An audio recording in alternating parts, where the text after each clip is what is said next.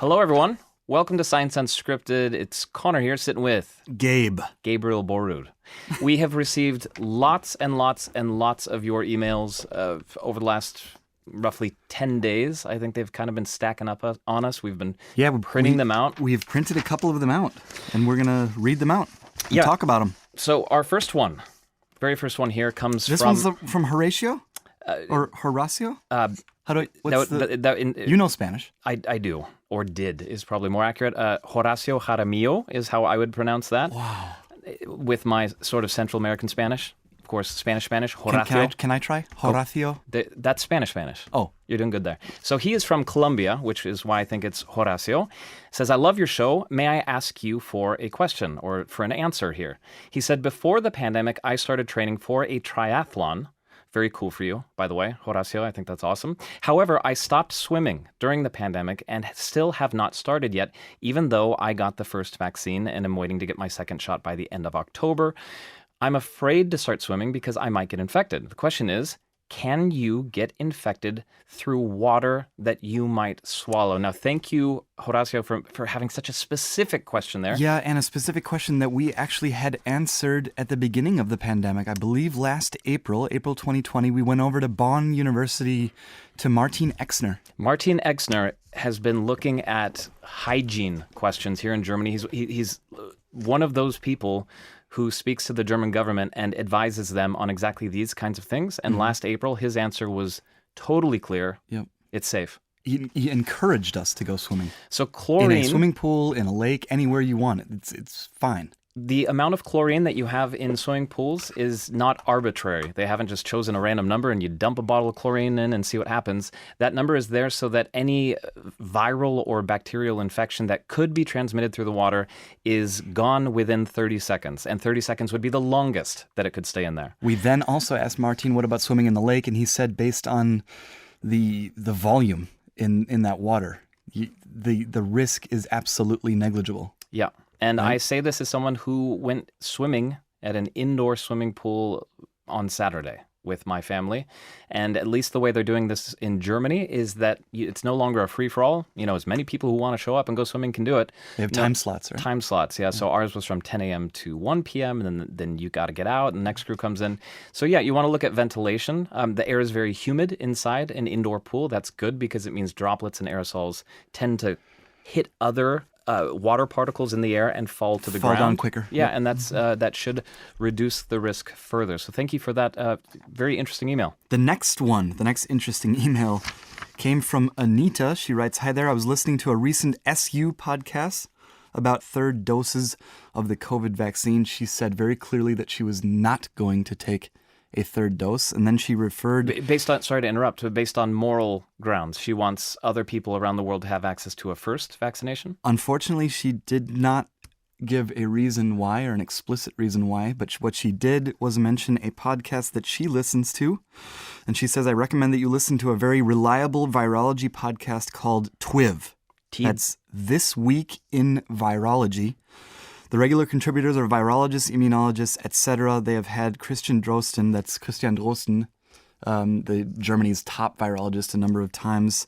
I listened in, Anita, to 2 episodes. They're long. They're very long. These 4 hosts. The ones I watched were with Vincent Racinello, Rich Condit, Brianna Baker, and Kathy Spindler. It's very in-depth, thorough, elaborate talk about virology. Is that a polite way of saying it's dry or possibly... I think it's very dry, and they would probably, the hosts would say that themselves, and I think they pride themselves on that. Okay. They take out every last detail. Like that week they were talking about the study that had come out or the paper that had come out in The Lancet referring to the third dose. And they spent pretty much an hour taking apart that paper. And this was or just discussing the opinion piece, effectively, from doctors around the world or immunologists around the world saying, look, around the world, including very important organizations like the FDA and the WHO. They went into a lot of the people who wrote on that paper and also what was actually being said with that paper. Yeah, and just to paraphrase for those of our listeners who didn't have a chance to listen to that podcast of ours or that broadcast of ours. There was a very clear bottom line they didn't recommend the third dose. Yes. Or the booster shot, as it's being called, of the mRNA vaccines. There are too many people around the world who have not yet been vaccinated for us to be getting third shots and to be, moderately increasing our already really good efficacy against these viruses. The advantage that you might get from that definitely does not outweigh the risk of not vaccinating the unvaccinated. Of course.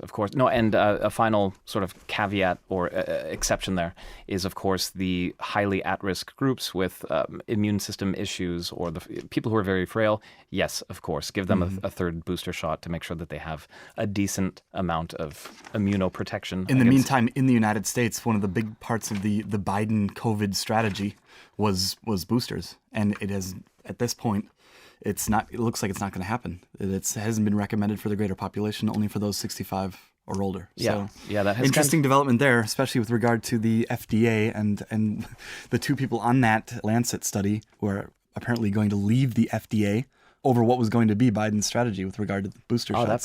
That part I hadn't realized. Yeah. Anyway, thank you for the tip. We have another email out of Canada, sticking to Canada for now, from Rick and Sadie, and it was Rick and Sadie, right? That's Rick and Sadie. Yeah, from Rick and Sadie.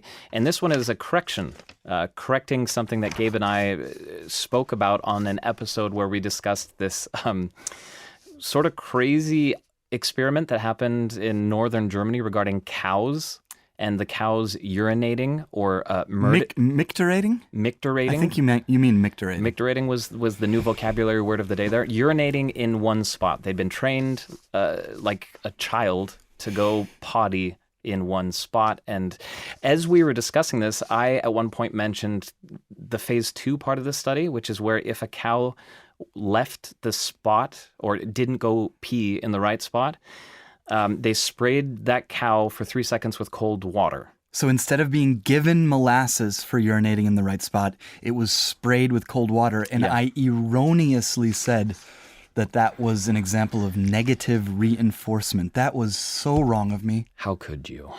And Rick and Sadie, I believed in you. Have come to the rescue. No, Rick wrote a very generous and warm and super nice, super nice email saying that we got that wrong. We called that negative reinforcement, and he said, "Don't feel bad. I suspect that if you do a study, only 1 in 5 professional psychologists would actually get it correctly." So, without going into every detail of the email, what he's basically saying is, true negative reinforcement is when you are allowed to escape a negative situation. So if you're expecting a punishment like an electric shock, and you don't get it, and you don't have to do that because of something that you've just done. Yeah, you did a good behavior. Now you don't have to get the then bad you thing. would be reinforcing that behavior with a negative. Yes. So that is what that means. And what we should have said in that situation is this was punishment. This was straight up punishment. These cows, if they peed in the wrong spot, were punished with a 3-second blast of cold water to the face, up to, who knows, maybe up to 20 times a day. And based on that punishment, they learned to urinate in the right spot. Oh, they did. Well, 10 out of the 16 cows learned how to do it 80% of the time. That's pretty good. Mm-hmm. And our last email, Connor. Oh, I like this one. From the capital of Texas, Austin, Texas, from Cheryl Finfrock. Southern United States. Can I just read this one out? Hi, Gabe and Connor. First, I love your podcast and look forward to it every week. I want to refer back to a podcast about men, low voices, and attractiveness. This is research out of Germany here. And probably, 9 months ago? A long time ago. A year ago we talked about this one? A long time ago. And Cheryl wants to say here that she wanted to let us know that we have fantastic radio voices, and she is sure that our wives are pleased with the sound. I don't know if my wife is always pleased with the sound of my voice, Cheryl, but I appreciate you assuming that she is. And actually, it kind of depends here what you mean by fantastic radio voices. If you're saying that our voices are deep and melodious, then or low. Or low. With regard to the pitch. Then that would be a horrible message for our wives, because that would mean that the likelihood that I cheat and Connor cheats goes through the roof. Because that's what that research said. That's what the research appeared to show. Men with lower voices appeared to cheat, or the data suggested that they cheated more often. We spent a lot of time trying to figure out why that would be the case, what the connection or association is, because probably not direct causation. The researcher herself didn't know and loved talking about it, but in the end, we don't know. But the research did definitely say the lower your voice is, the more likely it is you will stray from the line. Yeah, that's odd. One of those totally odd conclusions that we had to discuss.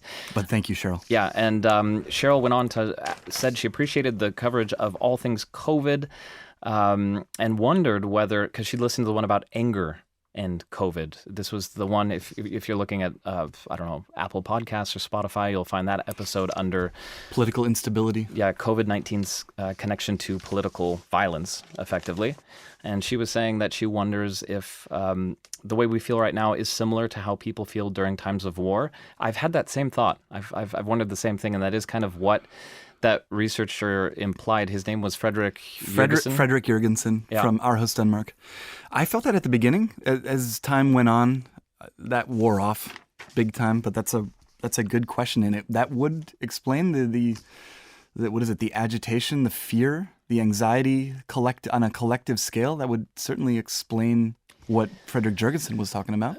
Absolutely. And he was clear. He didn't mention the word war, though. No, just any stressor, anything that negatively impacts your life in a big way, will lead to to feelings of frustration and increased political agitation.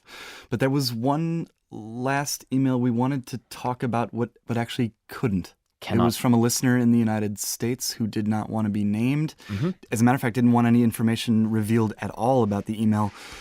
Just one thing we will say is that we stand by our debunking of the idea that the COVID-19 vaccines cause the human body to become magnetic. And specifically, this is a reference to many videos which happen to appear on the TikTok social media platform. It seemed like that was the place where you could find the majority of them, which appeared to show, the point of injection being a spot at which suddenly you could affix a magnet to, and it would stick to your arm, or that you could attach a piece of metal to it, and the metal would suddenly stick to your arm. Again, what you're seeing in those videos is that's happening for other reasons. I could stick things to my body right now if I wanted to. Don't know if my studio technician would enjoy watching that, but it would not be the result of magnetism. It would be the result of friction or some of the fluids. I don't know, sweat coming out of the pores on my skin, causing those objects to stick. Or Christoph Grove's hair gel seeping down onto his forehead. Well, yeah, we can finish this up and go stick things to Christoph's forehead. If any of our listeners out there have any other questions for us, as you can see, we're wide open. We really enjoy reading your emails, even if we can't read all of them on the air. Get in touch with us. We're su@dw.com. Science Unscripted.